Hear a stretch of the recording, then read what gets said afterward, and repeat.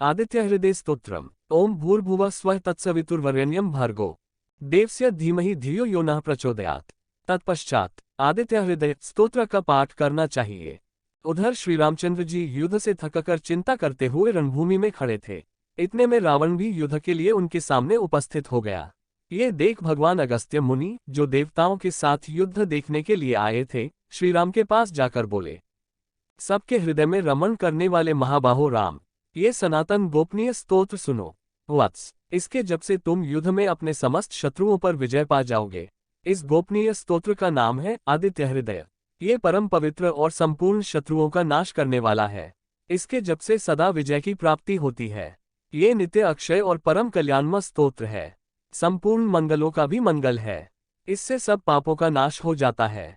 ये चिंता और शोक को मिटाने तथा आयु को बढ़ाने वाला उत्तम साधन है। भगवान सूर्य अपनी अनंत किरणों से सुशोभित प्रश्यमान है। ये नित्य उदय होने वाले समुद्यंत देवता और असुरों से नमस्कृत विवस्वान नाम से प्रसिद्ध, प्रभा का विस्तार करने वाले भास्कर और संसार के स्वामी भुवनेश्वर हैं। तुम इनका रश्मिमते नमः, समुद्यते नमः, देवासुरन्मस्कृताय नमः, विवस्वते नमः, भास्कराय नमः, भुवनेश्वराय नमः इन नाम मंत्रों के द्वारा पूजन करो। संपूर्ण देवता इन्हीं के स्वरूप हैं। ये तेज की राशि तथा अपनी किरणों से जगत को सत्ता एवं स्फूर्ति प्रदान करने वाले हैं। ये ही अपनी रश्मियों का प्रसार करके देवता और असुरों सहित संपूर्ण लोकों का पालन करते हैं। ये ही ब्रह्मा, विष्णु, शिव, स्कंद, प्रजापति, इंद्र, कुबेर, काल, यम, चंद्रमा, वरुण, पितर, वसु, साध्य, अश्विनी कुमार, मरुद्गण, मनु, वायु, अग्नि, प्रजा, प्राण, ऋतुओं को प्रकट करने वाले तथा प्रभा के पुंज हैं। इन्हीं के नाम आदित्य, अदितिपुत्र, सविता, जगत को उत्पन्न करने वाले, सूर्य, सर्वव्यापक, खग, आकाश में विचरने वाले, पूषा, पोषण करने वाले, गभस्तिमान, प्रकाशमान, सुवर्ण सदृश, भानु प्रकाशक, हिरण्यरेता, ब्रह्मांड की उत्पत्ति के बीज, दिवाकर, रात्रि का अंधकार दूर करके दिन का प्रकाश फैलाने वाले, हरिदश, दिशाओं में व्यापक अथवा हरे रंग के घोड़े वाले, सहस्रार्ची, हजारों किरणों से सुशोभित, सप्तस्ती, 7 घोड़ों वाले, मरीचिमान, किरणों से सुशोभित, तिमिरोन्मथन, अंधकार का नाश करने वाले, शंभु, कल्याण के उद्गम स्थान, त्वष्टा, भक्तों का द्वैत दूर करने अथवा जगत का संहार करने वाले, मार्तंडिक, ब्रह्मांड को जीवन प्रदान करने वाले, अंशुमान, किरण धारण करने वाले, हिरण्यगर्भ, ब्रह्मा, शिशिर, स्वभाव से ही सुख देने वाले, तपन, गर्मी पैदा करने वाले, अहस्कर, दिनकर, रवि, सबकी स्तुति के पात्र, अग्निगर्भ, अग्नि को गर्भ में धारण करने वाले, अदितिपुत्र, शंख, आनंद स्वरूप एवं व्यापक, शिशिरनाशन, शीत का नाश करने वाले,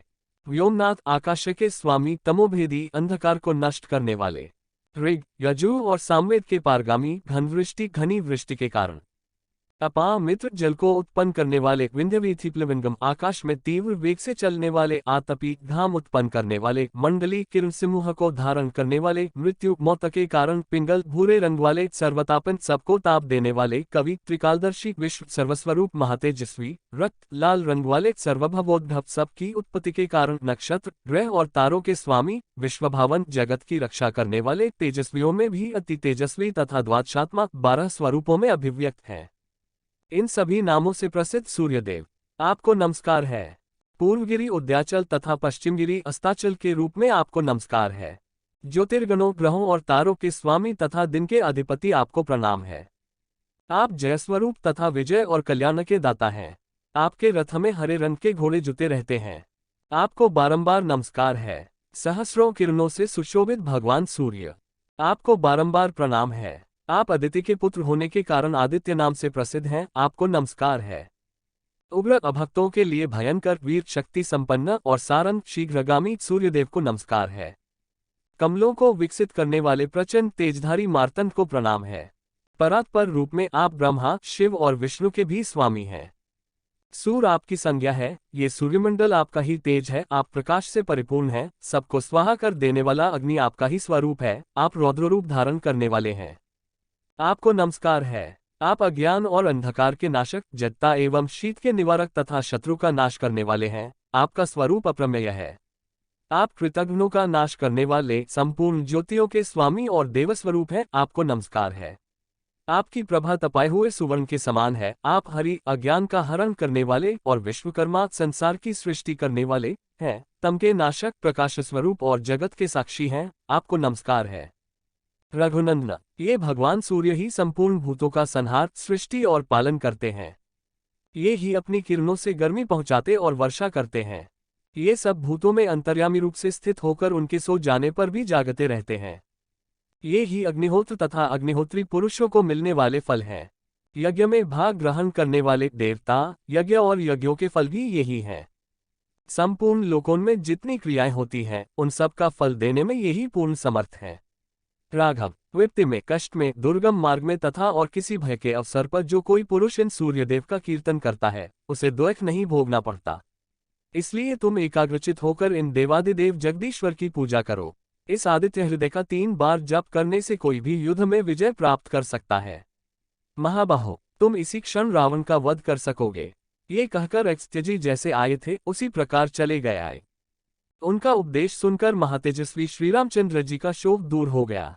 उन्होंने प्रसन्न होकर शुद्धचित्त से आदित्य हृदय को धारण किया और 3 बार आचमन करके शुद्ध हो भगवान सूर्य की ओर देखते हुए इसका 3 बार जप किया। इससे उन्हें बड़ा हर्ष हुआ। फिर परम पराक्रमी रघुनाथ जी ने धनुष उठाकर रावण की ओर देखा और उत्साहपूर्वक विजय पाने के लिए वे आगे बढ़े। उन्होंने पूरा प्रयत्न करके रावण के वध का निश्चय किया। उस समय देवताओं के मध्य में खड़े हुए भगवान सूर्य ने प्रसन्न होकर श्रीरामचंद्र जी की ओर देखा और निशाचर राज रावण के विनाश का समय निकट जानकर हर्षपूर्वक कहा, रघुनंदन, अब जल्दी करो।